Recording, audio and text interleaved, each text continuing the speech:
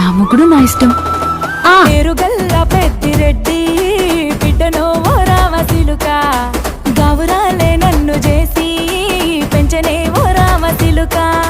పేరుగల్ల పెద్దిరెడ్డి బిడ్డనో ఓ రామసిలుక గౌరాలే నన్ను చేసి పెంచనే ఓ రామసిలుక.